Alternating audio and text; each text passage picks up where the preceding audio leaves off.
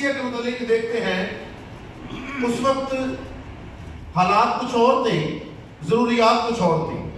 हम इतनी बड़ी चर्च हिस्ट्री को डिस्कस नहीं कर सकते, इसलिए हम आगाज करेंगे पाकिस्तान या हिंदुस्तान इंडो पाक में जो चर्च हिस्ट्री थी, जो तारीख थी कलीसिया की, उसे जानने की कोशिश करेंगे। जहां पर मिशनरी जब आए, उन्होंने किन चीजों को महसूस किया और कौन कौन से स्टेप्स लेकर वो इस बात में कामयाब हुए कि वो लोगों को मसीह के पास लेकर आ सके। कल मेरे एक दोस्त ने मुझे जवेद चौधरी का एक कॉलम भेजा, जिसमें वो एजुकेशन सिस्टम पे बात करता है, और ये जानकर बड़ी खुशी हुई कि आज हम यहां से बाहर पढ़ने के लिए इधर, हालांकि तालीम की तारीख इंग्लैंड से आपके हिंदुस्तान की जमीन पर पहले से मौजूद। एक राजा रंजीत सिंह होता था, जिसका इलाका दरिया रावी से परे मुल्तान तक, सिंध तक होता था। अंग्रेज रावी से पार नहीं जा सकते थे। ये आपका जो पिशावर और ये लाहौर तक जो सारा रोड है, इस साइड पर अंग्रेज और उधर राजा रंजीत सिंह। कहा जाता है कि जब वो मर गया 1830 में और वहां पर अंग्रेज काबिज हुए, तो वो ये जानकर बहुत हैरान हो गए कि उस वक्त उस हर एक घर का बच्चा पढ़ा लिखा था और उनका सारा जो एरिया था वो एजुकेटेड था, और उनकी एजुकेशन की शरह 100% बताई जाती है तारीख। 1870 में पहला एलिमेंट्री स्कूल का सिस्टम इंग्लैंड में खोला गया, और 1830 से पहले एजुकेशन का सिस्टम आपकी सरजमीन पर मौजूद। और वहां पर एक शर्त थी, जब उन्होंने आकर देखा, लोगों से पूछा, उन्होंने कहा कोई मंदिर है, कोई मस्जिद है, कोई गुरुद्वारा या कुछ भी है, जब तक उसके साथ स्कूल नहीं ना खोला जाएगा, वो मंदिर या गुरुद्वारा बन नहीं सकते। मेरे लिए ये बहुत बड़ी मोटिवेशन, और जिस बात ने मुझे कायल किया कि आज मैं इस पर गुफ्तगू करूं, वो था ईसा नगरी में मौजूद उस 10 साला बेटी के साथ ज्यादती का निशाना बना। मैं अपने ही घर में काम कर रहा था जब ये सारे ख्यालात मेरे जहन में आ रहे थे, और मैं खुदा से चाह रहा था कि खुदावन तू मुझे कुछ सिखा। मैं सिर्फ कलाम सुनाने के लिए और गीत गवाने के लिए नहीं, मैं चाहता हूं कि हम अपने लोगों को और ज्यादा तरक्की दे सकें। तो मुझे जो ख्याल मिला वो यही था कि हम भी अपने एजुकेशन सिस्टम को पर्सनलाइज करें, शख्सी तौर पर। किस तरह से? अगर आप पैदाइश की किताब उसका 34वां बाब गालिबन पढ़े, तो आपको पता चलेगा कि याकूब की बेटी दीना की आबरू रेजी हुई थी। वो गैर अक़वाम के दरमियान अपने कैमरे लगाकर रह रहे थे। लिखा है वो बाहर आई और एक शख्स सिकम, उसने उसे देखा, उसे वो अच्छी लगी, उसने उसके साथ तशद्दुद किया जिनसी, और फिर अपने बाप से कहा कि इसे मेरे लिए ब्याह दे। और जब वो बात करने के लिए उसके पास आए, याकूब के पास, तो उसके बेटे भी पहुंच गए। उन्होंने उनकी सारी बातें सुनी और कहा कि आप ना मख्तून हैं और हम मख्तून हैं, हम अपनी बेटी आपको नहीं ब्याह सकते, इसलिए आप ऐसा करें कि आप पहले जाकर अपने यहाँ के तमाम मर्दों के खतरे करवाएं, ताकि हमें पता चले कि अब हम एक ही ईमान में शामिल हो चुके हैं। और तकरीबन तीसरे दिन जब वो दर में मुब्तला थे, तो शमाऊन और लावी गए अपनी तलवार लेकर, और उन्होंने उस जगह के सारे मर्दों को कत्ल कर दिया। और जब वो वापस आए तो उनका बाप चिल्लाया, वो रोया, उसने दुख किया कि तुमने ऐसा। और आपने क्या गीत में गाया ज़बूर में? दगाबाज़ खूनी तो खुदा नो नफरत। अब बेशक वो एक बदले की सेंस में खून कर रहे हैं, लेकिन खुदा उनसे फिर भी नाला है, क्योंकि खुदा ऐसा नहीं चाहता। आपने ईसा नगरी की खबरें देखी हैं, सड़कों पे लोग आए हैं, मोटरसाइकिलें चला रहे हैं, रिक्शे चला रहे हैं, ये सारा कुछ कर रहे हैं। मुझे बताएं, क्या बतौर मसीही उनका ये एटीट्यूड काबिल कबूल है? ये कबूल नहीं है। जो कुछ हुआ वो एक अलग है, हम उसके लिए कोई उपाय नहीं सोचते हैं, हम उसके लिए कोई मेथड यूज नहीं करते कि इन बातों से हम कैसे बच सकते। हम सिर्फ और सिर्फ अपने जज्बात का इजहार करते हैं। इन जज्बात का इजहार करने की बजाय आप खुदा के हुजूर भी मकबूल रहे और आने वाले वक्त में अपने बच्चों को भी किसी महफूज मुकाम के लिए तैयार हो। हमारे लिए ये कोई मुश्किल काम नहीं है, कोई मुश्किल बात नहीं है। क्या लिखा है कि वो उनमें से कोई भी मोहताज ना था, और किसी के भी मोहताज ना होने की वजह से रसूल बड़ी दिलेरी से कलाम सुनाते थे और खुदा का कलाम फैल रहा था। लेकिन उसके पीछे क्या था? सिर्फ उनके पास पाखरू का होना मौजूद नहीं था। लिखा है कि वो अपना माल लेकर आते और जो नए ईमानदार थे उनको भी रसूल दयानतदारी से बांट देते। और बड़ा खूबसूरत लफ्ज है कि वो दिलेरी से इसलिए रसूल काम करते थे क्योंकि उन्हें पीछे कोई फिक्र नहीं थी, क्योंकि उनमें से कोई भी मोहताज। आज हमारी कलीसिया में ये डिस्क्रिमिनेशन पाई जाती है। कुछ बहुत ही बड़े हैं और कुछ बहुत ही छोटे हैं। कुछ के बच्चे 1 लाख रुपए फीस वाले स्कूल में पढ़ते हैं और कुछ के बच्चे पैदल गवर्नमेंट स्कूल तक जा रहे हैं। उनके पास रिक्शे का किराया भी देने के लिए पैसे नहीं। ये बेटियां जिनके साथ जिनसी तशद्दुद हुआ है, खासतौर पर वो ईसा नगरी वाली, वो एक मुस्लिम घर में ट्यूशन के लिए जाती थी और उसकी टीचर ने उसे सबक दिया, वो घर में थी या नहीं थी, लेकिन उसने भाई ने मौका पाकर उसके साथ ये तशद्दुद किया। क्या हमारा अफसोस सिर्फ टीवी देखने तक है? क्या वो कल को मेरी बेटी नहीं हो सकती? क्या वो कल को आपकी बेटी नहीं हो सकती? टीवी देखकर हम चंद तस्वीरें बहाकर क्या साबित करते हैं कि हमें बहुत एहसास है उनका? हम कुछ संवार नहीं सकते, लेकिन अपनी आने वाली नस्लों में हम जरूर संवार सकते, अपने बच्चों के लिए एक महफूज मुस्तकबिल बना सकते। मैथड इसका ये है जो मेरे ज़हन में आया कि आपके पास आपके चर्च में स्कूल बनने के लिए किसी तरह की कोई कमी मौजूद नहीं। आप अगर अपने बच्चों की फीस 10 से 15 हज़ार रुपया महाना एक प्राइवेट स्कूल में या 25-30 हज़ार रुपया देते हैं, आप इसी दयानतदारी को कायम रखें और उस सारी इन्वेस्टमेंट को आप अपने शख्सी इदारे पर रखें। आप अपने लिए एक इदारा कायम करें, आपके अपने टीचर हो।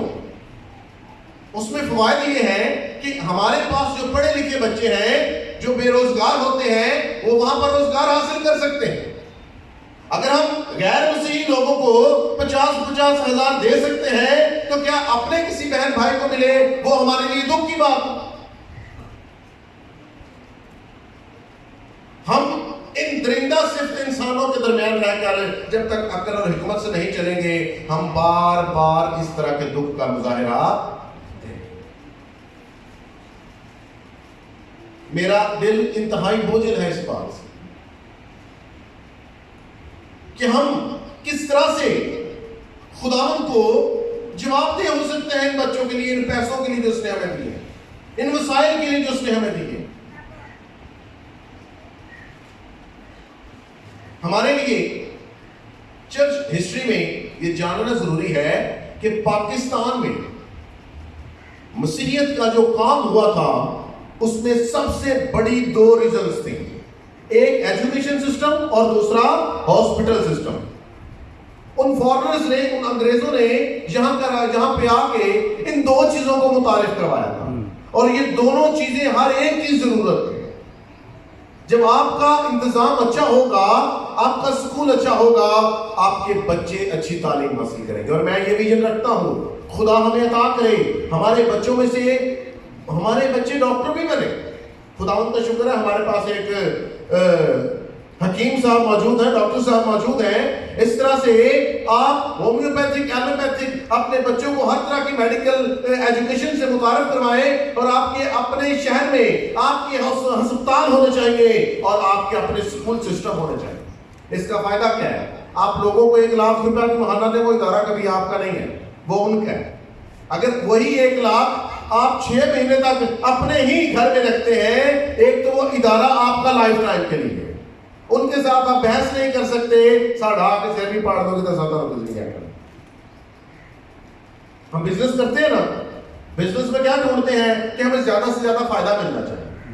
तो क्या इसमें हमें फायदा नहीं नजर आता? एक तो जो पढ़ाएंगे वो हमारे बहन भाई होंगे, जो उनके साथ पढ़ेंगे वो भी उनके बहन भाई होंगे, हम में से कोई भी बेगाना नहीं होगा। और जब हम अपने आप को, अपने बच्चों को एक सिक्योर मुस्तकबिल देंगे, हर रोज सुबह 45 मिनट तक वो बाइबल मुकद्दस पढ़ेंगे, उनकी नशो-नुमा किस तरह से खूबसूरत है।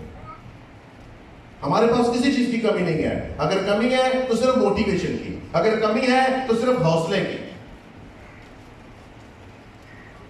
मैंने आपको पहले भी एक दफा एक आयत बताई थी। यीशु मसीह ने कहा तुम कबूतर की मानिंद बेआजार रहो, यानी बिल्कुल तकलीफ देने वाले ना बनो, लेकिन तुम सांप की मानिंद होशियार हो। इसका इतलाक ये है कि जब तुम बेगानों में होते हो तो सांप की मानिंद होशियार रहो, लेकिन जब अपनों में आते हो तो बिल्कुल तकलीफ देने वाले ना बनो। अपने बहन भाइयों की गलतियों को माफ करो, उन्हें तकलीफ मत पहुंचाओ। अगर उनसे कोई गलती हुई है तो उन्हें माफ करने के लिए जुर्रत रखो। लेकिन हम इस आयत को उल्टा इस्तेमाल करते हैं। अपने भैन भरावां जैसे सप बन जाते हैं, उन्होंने हर वेले खो खो पे खाने हैं ते बगाने ही टुर जाओ ते वो गारा भी कढ़ते हैं, जुत्तियां भी मारते हैं, तो तां भी असीं चुप करके ते अखां बंद करके बैठे रहिए जिवें असीं कुछ जानते ही नहीं। लास्ट टाइम मैंने आपके साथ जॉब की बात की थी कि वो हमें मजबूर करते हैं सिर्फ इतना कह के यार तेरे तो अलावा साडा कौन है, तू तो साडा बड़ा संगी साथी है यार, 2 घंटे देशड़ गिर जा यार, अगली बार फिर टोक दे। और हम बड़े आराम से उनके सामने पानी की तरह बैठ जाते। उनके सामने नहीं हमारी जुबान खुल सकती कि ये हमारा राइट है, ये हमें चाहिए। ते अपने भैन भरावां कोलों सी 50-50 हज़ार रुपये भी प्यो दा जिहड़ा छड्ड के गया होवे ओहदे सिर पे पाड़दे रहिंदे, कंधा पे मारदे रहिंदे। कैसा ये उल्टा सिस्टम हमारे लिए। पहली बात, हमें यूनाइट होने की जरूरत है। हम खुदावंद यीशु मसीह के बहन भाई होते हुए, उसका बदन होते हुए भी एक है। हमें एक दूसरे के दुख को महसूस करने की जरूरत है। अगर आपके किसी बच्चे को तकलीफ है और उसका एहसास मेरे दिमाग में नहीं आ रहा, तो मैं यहाँ पे 10 घंटे भी कलाम सुनाऊं, मैं यीशु मसीह के बदन का हिस्सा नहीं, क्योंकि मैं यकसा उस तकलीफ को महसूस ही नहीं कर रहा। फिर मैं कैसे उस बदन का हिस्सा बन सकता हूं? ये कलीसिया सिर्फ ख्यूड़े में कलीसिया नहीं है। कलीसिया को हमेशा आलमगीर कहा जाता है। अमेरिका में, इंग्लैंड में, स्पेन में, यूनान में, अरब में और एशिया में मौजूद तमाम तरह कलीसिया एक यीशु मसीह का बदन है। और अगर हम यहां पर 50 से 60 खानदान यूनाइट नहीं हो सकते, तो 5-6 लाख खानदान हम कैसे यूनाइट हो सकते हैं? हमें पहले कदम से इसका आगाज करना पड़ता। सो आज ये एक कलाम का हिस्सा भी था, ये मेरे दिल का एक बोझ भी था, और एट द थर्ड ये आप सबके लिए एक सजेशन भी थी कि आप इस बात पर गौर करें, क्योंकि बहुत सारे लोग ये कहेंगे कि चर्च स्कूल्स में तालीम का प्यार अच्छा नहीं होता, वहाँ पे टीचर ज़्यादा अच्छे नहीं होते। तो उसका सोल्यूशन मैं आपको पहले बता चुका हूँ कि अगर आप बाहर 50,000 देते हैं तो वहाँ की टीचर सैलरी 15,000 लेती है, और जो 15,000 सैलरी लेती है या लेता है वो अच्छा पढ़ाएगा। अगर उसी म्यार को आप अपने स्कूल में कायम रखेंगे तो क्या यहाँ टीचर अच्छा नहीं पढ़ाएंगे? क्या यहाँ आपके बच्चे अच्छा नहीं पढ़ेंगे? क्या इनके क्लासरूम डेकोरेटेड नहीं होंगे? मैं इतनी जल्दी इवैल्यूएट नहीं करना चाहता था, लेकिन सिर्फ अपने दिल के बोझ के लिए आप में से कितने लोग हैं जो इस बात से इत्तेफाक करते हैं कि ऐसा होना चाहिए? मतलब सबकी ख्वाहिश है, लेकिन इस पर जो इंप्लीमेंट है वो भी फिर सबको मिलकर करना है। यस, ऐसा ही है, सबको मिलकर करना है। किसी एक शख्स के लिए बोझ नहीं है कि जेड़ा बेचारा चंगी नौकरी कर रहा मतलब फिर वो तो लेता रहे कि यार नहीं सारा कुछ करे। नो, आपसे जो कुछ हो सकता है हमें करने की जरूरत है। हम कुछ एक्स्ट्रा भी कर सकते हैं। हमें कहीं से बारो करनी पड़ सकती है रकम, हमें कहीं से इंस्टॉलमेंट पे कोई बैंक लोन लेना पड़ सकता है इस काम के लिए, लेकिन जब हम सब मिलकर इन कंधों को उस बोझ के नीचे रखेंगे तो कोई एक नहीं दबेगा, बल्कि हम सब पर बोझ यकसाएगा। और मैं आपको यकीन दिलाता हूं विद इन 1 ईयर आप एक अच्छे स्कूल, अपने जाती इदारे के मालिक होंगे, आप अपने इदारे के मालिक होंगे, उसमें कोई भी आपको फिर परेशान नहीं। और जब हम ऐसा करेंगे तो आप कभी गुजरा वाले में जाएं, 2 से 3 स्कूल है, उनका नाम मुझे याद नहीं है, लेकिन कि उनका म्यार इतना अच्छा था, इतना अच्छा था। एक वक्त आया जब एक जज खुद अपनी कुर्सी से उठकर गया और अपने बच्चे के एडमिशन के लिए वक्त पहुंचा और प्रिंसिपल के सामने बैठ कर उसने कहा कि मैं हाथ जोड़ता हूँ, मेरा बच्चा जरूर आप। क्यों? क्योंकि वो मसीही स्कूल थे और उनका म्यार बहुत अच्छा था और लोग उनके तालीमी म्यार से मुतासर थे और हर कोई ख्वाहिश रखता था अपने बच्चों को वहां तालीम हासिल करने के लिए भेजे। सो हम भी गैर अक़वाम में एक अच्छी मिसाल काम कर सकते हैं, अपने किरदार को, अपने बच्चों को अच्छे मुस्तकबिल के लिए तैयार कर सकते हैं। अपने स्कूल में बच्चे जिस तरह की भी गुफ्तगू करेंगे उन्हें किसी किस्म का कोई डर नहीं होगा। उनसे कभी किसी इल्हामी किताब का अगर सफ़ा फट कर गिरेगा तो उन्हें कोई बंदा कत्ल नहीं करेगा। उनको जलाने के लिए कोई बंदा चौराहे पर लेकर नहीं आएगा। इस सारे सेफ एंड सिक्योर फ्यूचर के लिए हमें आज अभी इसी वक्त से प्लानिंग करने की जरूरत है। खुदा हमें कुव्वत देता है। हमें बहुत सारे लोग ऐसे हैं जिन्हें खुदा ने अच्छी इस्तेदाद दी है, वो अच्छा हेल्प कर सकते हैं। हम उनके डोनेशन से कुछ ऐसा कर सकते हैं कि किसी एक गाड़ी का इंतजाम किया जा सकता है जो बच्चे कुछ दूर हो वहां से उन्हें लेकर आने जाने के लिए। अब हमें कलीसिया को मजबूत करना। चर्च बिल्डिंग्स बहुत हुई, चर्च बिल्डिंग्स बहुत बन गई हैं। आज तक चैनल वालों ने भी 10 साल हो गए हो रहे हैं कि हम चर्च बना रहे हैं, आज तक वहां पर एक चर्च नहीं बना। बरकत चैनल वालों ने बहुत बड़ा चर्च बनाया। चर्च तो हर शहर में है, हर एक गांव में है, और हर एक गांव में 10-10 पादरी हैं, और हर एक ने अपना अपना होम चर्च बनाया हुआ है। मुझे बताएं, चर्च की कमी है, बिल्डिंग की कमी नहीं है, लोगों के अंदर मसीह की चर्च की कमी है, लोगों के अंदर मसीह के होने की कमी है, अपने बहन भाइयों के लिए एहसास और जज्बात होने की कमी है। जिस दिन हमारे अंदर ये पूरे हो जाएंगे हम इस चर्च में भी खुश होकर इबादत, क्योंकि आपका इबादत में आकर महसूस होना इन म्यूजिक इंस्ट्रूमेंट पे डिपेंड नहीं करता है, पादरी साहब के अच्छा कलाम सुनाने पे डिपेंड नहीं करता है, आपके दिल से मुतमिन होने पे और खुदा के साथ आपका कैसा रिलेशन है, खुदा उनकी ब्लेसिंग्स कितनी आपके साथ हैं, इस बात पर डिपेंड करता है कि आप इबादत में आके महसूस हो रहे हैं, आपको मजा आ रहा है, आपको अच्छा लग रहा है। तेरे ध्यान सा ढका आ रही है कि बच्चों का फीस कार्ड भी आया, बिल भी आया, सारा कुछ आया, कितों भरना है, तो दोस्तों भाई साहब थोड़े भी थोड़े सिरा च मार तो तुहानू कुरान समझ नहीं आएगी। क्यों? क्योंकि मेंटली तौर पर आप परेशान हैं, आप प्रेजेंट नहीं है इधर, आप कहीं और। तो पहले हमें एक दूसरे की मोहताजी को खत्म करने की जरूरत है। मैं अपना और अपनी बीवी का कंट्रीब्यूशन इसमें कर सकता हूं, मैं अपनी फैमिली को यहां के दरमियान ला सकता हूं, और उस स्कूल सिस्टम को रन करने के लिए उसमें 2 उस्ताद बगैर सैलरी के भी काम कर सकते हैं। कुछ भी यहां से लेना मेरे लिए गवारा नहीं होगा, ये मेरा शख्सी कंट्रीब्यूशन होगा उस खिदमत में जिसका भी है। लेकिन किसी ना किसी को बारिश का पहला कतरा बनने की जरूरत है, और आपकी ये 4 दीवारी इस खिदमत से पहले वाकिफ है। जहां पर स्कूल था, लोग पढ़ते थे, और आज भी गैर मसीही बच्चे भी मेरी मौजूदगी में भी बहुत दफा साहब के पास आकर कहते हैं कि आपने हमें सिखाया है, हम आज भी इस बात से वाकिफ हैं, भूले नहीं है। ये एक अच्छी गवाही है। तो हम इन गवाहियों को बढ़ा रहे हैं या खत्म कर रहे हैं? फिर हमारे चर्च में एक स्कूल बिल्डिंग तैयार होना शुरू हुई। आई डोंट नो व्हाई कि वो क्यों स्टॉप हुई, ना इनके बारे में मैं बातें करना चाहता हूं और ना मेरा कोई इंटरेस्ट है। मैं कहता हूं चर्च हम हैं, ये हमारी जिम्मेदारी है, हम इसे आगे लेकर कैसे चल सकते हैं। इस विजन पर, इस मिशन पर और इस प्रोजेक्ट पर हम सबको मिलकर काम करने की जरूरत है। और जिस तरह से यसूसी ने हमारे दुख को हमारा ना समझा बल्कि अपना समझा, और उसने अपने बदन पर मार खाकर हमें गुनाहों से रिहाई दी, मखलसी दी और अपनी जिम्मेदारी हम पर आयद की। आज हमें भी दूसरों के दुख को अपना दुख समझने की, और जब तक हम उसकी अमली मिसाल कायम नहीं करते, अमली तौर पर उसमें शामिल नहीं होते हैं, हमारा एहसास करना फजूल है, हमारा रोना फजूल है, जब तक हम किसी के साथ मिलकर 2 कदम चल नहीं।